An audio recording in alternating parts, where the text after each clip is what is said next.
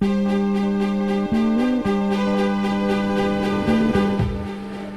pour finir, ce sont donc pour ces raisons, Monsieur le maire, que nous vous demandons à ce que la ville de Roanne se joigne à ce mouvement de non-diffusion des matchs de la Coupe du Monde de football. J'en ai terminé. Je vais vous répondre d'abord à votre seconde question et vous donner mon sentiment. Nous allons avoir donc cette Coupe du Monde au Qatar. Bon, je veux juste quand même rappeler que cela a été fait en 2010. Tout ça pour vous dire que le contexte sur les débats environnementaux en 2010 n'étaient pas tout à fait les mêmes que ceux que nous avons aujourd'hui.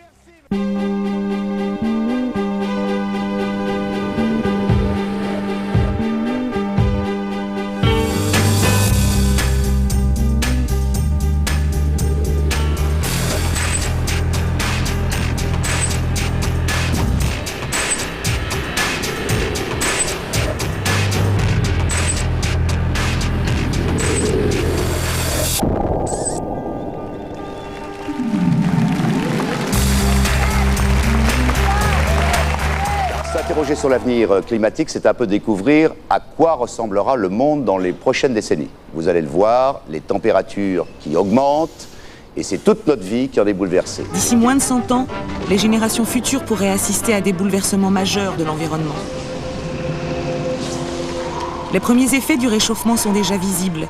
Ce sont d'abord les glaciers qui sont touchés, ceux des Alpes, perdus pour moitié, et les neiges du Kilimandjaro ne sont déjà plus éternelles.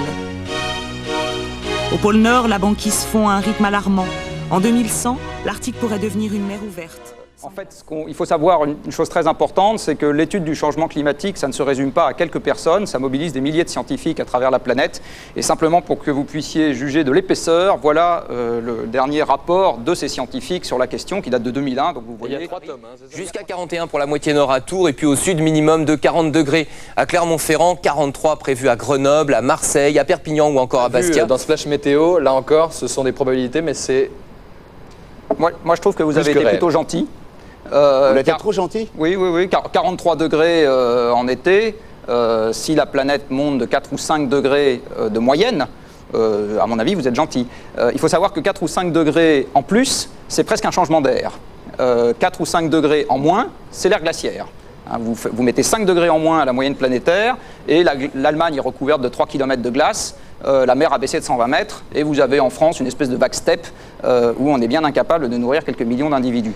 Donc quelques degrés en plus, c'est un changement d'air. Ce qui nous sépare de l'ère glaciaire, c'est 5 degrés. L'ère glaciaire, je vous rappelle que c'était mardi, mercredi, jeudi, on est le 2 juin, il y a 50 000 ans. Donc ça veut dire 5 degrés, là on risque de vivre le même genre de changement de température dans l'autre sens. Absolument. En un siècle, ce qui est énorme.